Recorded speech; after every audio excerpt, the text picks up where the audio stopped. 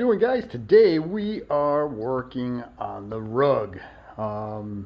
Specifically a small project. Nothing huge today. Pretty soon you will see that the transmission is been field stripped and cleaned. This is not the top of the transmission that I'll be using, but one of the things that we are definitely going to reuse is the little chain guard. Now this chain guard actually bolts in this particular position. The sprocket for the chain actually comes right out from underneath this tab.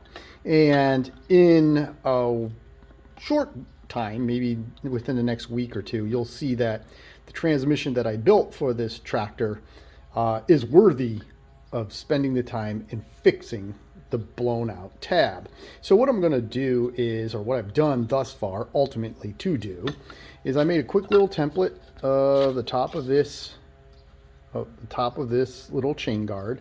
I did kind of recreate my own version of the tab that's broken off. That will be bolted in kind of in this position. So what I'm going to do is I'm actually going to we're going to pull out the junk bin and see if we can find a piece of sheet steel that's about this thickness. I'm going to just take my hacksaw and I'm just going to cut this in a nice 90-degree corner, I guess, inside corner. Take a piece of steel, gently tack weld that all into place, grind it down.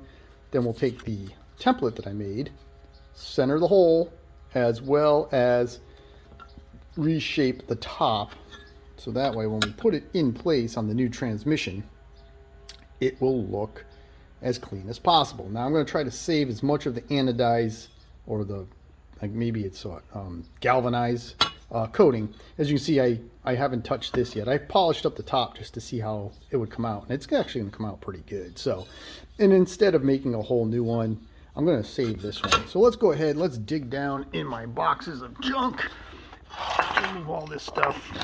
Some of you may know that I have these boxes of just stuff, you know, bits and pieces of sheet metal that I've used on various projects. This one's a little too thin. This is definitely too thin. This is stainless steel. Can't weld to that. This thing actually was on the back of an RJ35. Somebody actually used this to hold the axle on because the welds had snapped. I kept it just for whatever reason. Aluminum from my European friends. That's not going to work. This is curved. I don't feel like dealing with it. All this stuff here seems to be too thin. Obviously this has been overheated. We don't want to use that. What is this? Oh, that's plastic. What is this? Third annual Dream Cars for Kids. Huh. 1999. Wow. Huh. I must have gone to that show in East Windsor, Connecticut back in 99. Oh well. Let's see here. Oh, what do we have here? Ooh. That feels about the same thickness. Let's take a look. Ooh, look, oops, sorry. Look at that. Same thickness. And it's just the right size. What is this? This is an old tank strap of some sort. I don't know what that is. But anyways, all right. I'm gonna go ahead, cut off that corner, clean up this, and let's put this thing together.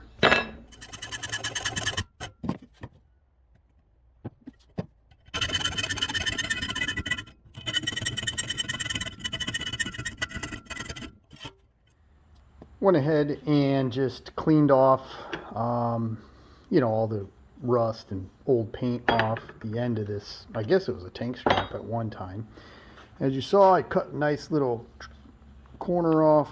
I am going to go ahead and tack this little piece of steel into the corner with my welder.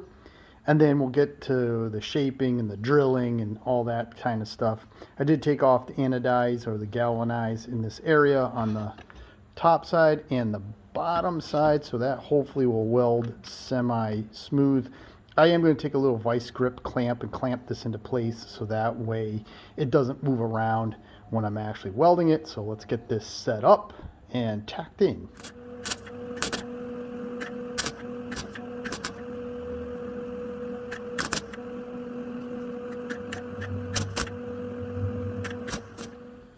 Not too bad. I definitely have to brush up on my sheet metal welding skills before I tackle the hood. That's for sure, because I actually overworked this, but because of the thickness of the sheet metal, it really wasn't that big of a deal.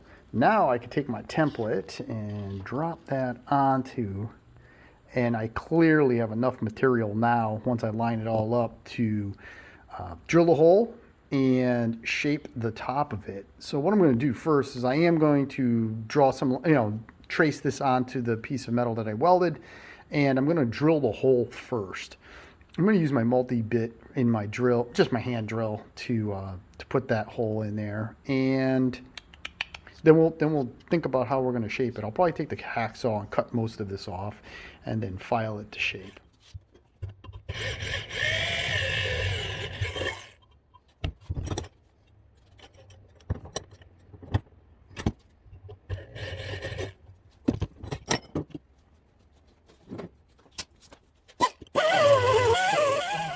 Hole is drilled. I went ahead and redid the line.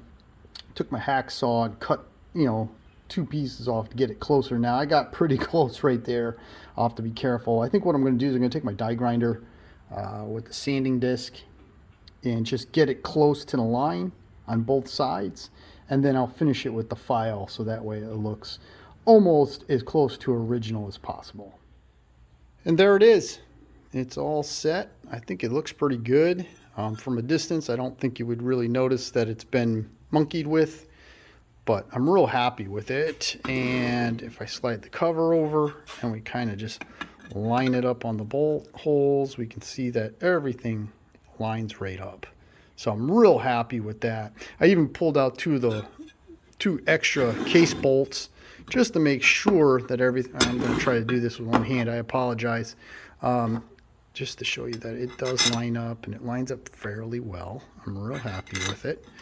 You say, well, why would you bother doing all this? Number one, for this particular tractor, and two, why would you do this? It's a little part that is never going to be seen, and you're partially right. It's a part that'll never be seen, really, and nobody would really even care. But for me, I don't know, I just want to do it right. So that's part of the reason why I'm doing this. Here we go. Finally. Oh my God. And just as you can see, everything lines up real good. It looks real nice. So I'm real happy with that. And once you see the transmission that I built for this little tractor, I think you'll understand why I went to that level to fix it. So there we go. Another little tidbit project done on the Rugg carpet cut. I'm picking at this thing. I did start to wet sand the hood and buff it just to see if the paint would come back, and I think it's going to come back. It's nice and smooth. I even did up in here a little bit. This is going to be, obviously there's no paint here, but we'll be able to get that all sanded down and buffed. It'll look real good. I got to brush up on my sheet metal skills before I touch that. I'm a little rusty on welding sheet metal, and I am still looking for an engine, but we'll get there slowly but surely. All right, guys, thank you very much for watching. Please like, share, and subscribe, and I hope that you will find the resurrection of the Rugg an interesting subject. All right, thank you very much. Please leave a comment below until we start working on this or even some other project. You have a great day.